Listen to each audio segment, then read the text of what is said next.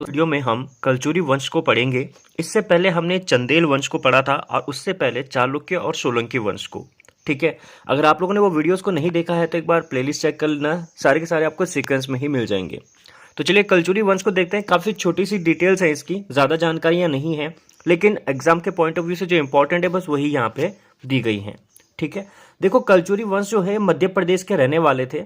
ठीक है, और सबसे ज्यादा प्रसिद्ध जो इनकी जितनी भी ब्रांचेस थी उनमें से सबसे ज्यादा प्रसिद्ध इनके त्रिपुरी के कलचुरी प्रसिद्ध हुए थे। ये छुरी नहीं है, चूरी है। ठीक है, वो चौ लिखने में थोड़ा सा प्रॉब्लम हो रही थी। ठीक, प्रारंभ में ये गुज्जर प्रतिहार के सामंत थे, मतलब समकालीन थे उनके। ठीक है, और जो इसका प्रथम शासक था वो कोकल देव था। अब देखो प्रथम शासक कोकल देव है, लेकिन सामंत किनके थे? गुज्जर प्रतिहारों के। तो मतलब कहीं ना कहीं ये उनके अंडर में रह के ही कार्य करते थे। ठीक है, और फिर उसके बाद जो इनका प्रथम स्वतंत्र शासक होता है वो होता है लक्ष्मण राज। ठीक है, जिसने महाराजा धीराज की उपाधि धारण की थी।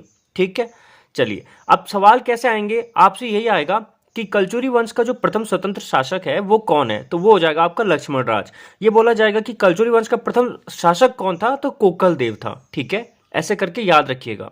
वैसे इनमें जो सबसे ज्यादा सवाल बनते हैं वो बनते हैं गंगेय देव से ही। ठीक है, क्योंकि मोस्ट इंपॉर्टेंट है गंगेय देव। क्यों है अभी बताता हूं। वैसे इसको मैंने इससे पहले एक वीडियो आई थी जहां पे मालवा के परमार वंश को मैंने डिस्कस किया था आप लोगों से, तो वहां पे मैंने इसके बारे में आपको बताया था। ठीक है, फिर भी बता दूंगा। देखो इस वंश का सबसे महान शासक जो है गंगेय देव था, और इसने अपने साम्राज्य का विस्तार किया था।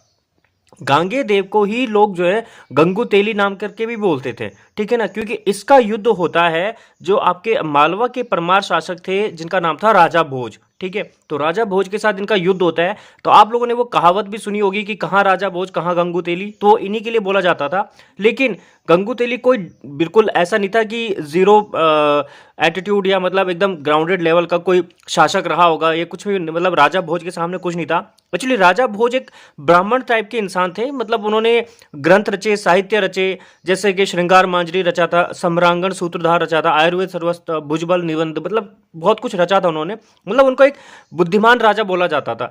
ठीक है ना, और गांगेय देव क्या था ना, वो एक योद्धा था, ये एक वॉरियर था ये। ठीक है, तो एक तरफ एक बुद्धिमान व्यक्ति, एक तरफ एक योद्धा, तो बुद्धिमान व्यक्ति को ज्यादा तवज्जो दी जाती है कंपेयर टू वॉरियर के। गेम ऑफ थ्रोन तो आप लोगों ने देखा ही होगा, जॉन स्नो। ठीक है ना, तो वही चीज है। तो यहाँ पे क्या है ना कि गांगेय देव क्या हो गया कि मतलब राजा भोज से थोड़ा कम आंका जाने लगा, लेकिन गांगेय देव को उसके दुश्मन भी जो है ना शत्रु विजेता बोला करते थे। ठीक है ना, इसको जो है विक्रमादित्य की भी उपाधि दी गई। ठीक है, तो विक्रमादित्य की उपाधि किसको दी गई है? गांगेय देव को। और विक्रमादित्य बोला किसको जाता था, उस राजा का नाम आप जो है कमेंट करके बताओ, क्योंकि ये भी मैं डिस्कस कर चुका हूं इससे पहले की वीडियोस में।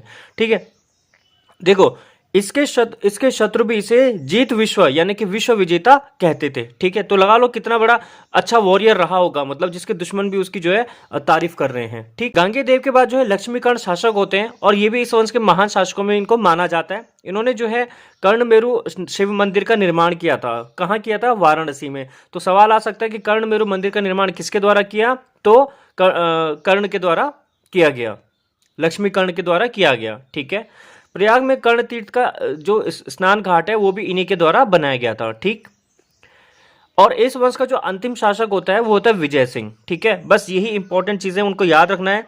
गांगेय देव को याद रखिएगा कि इनका युद्ध हुआ था राजा भोज के साथ, जो कि जिन्होंने कौन सा नगर बसाया था? धारा नगरी को बसाया था। ठीक है, राजा भोज कौन से वंश के थे? परमार वंश के। अब ये कौन से परमार वंश के थे कमेंट करके बताना अगर आप लोगों ने वीडियोस को देखा है। ठीक है, और बार बार रिकमेंड कर रहा हूं कि आप एक बार देख लीजिए, क्योंकि यहाँ पे डिटेल से प्रीलिम्स के हिसाब से दे रहा हूँ कि कहाँ से क्वेश्चन बन सकते हैं। बाकी देखेंगे मेंस के लिए। सब्सक्राइब करना, शेयर करना, जो भी आपकी मर्जी। ठीक है, मिलते हैं नेक्स्ट वीडियो में। धन्यवाद।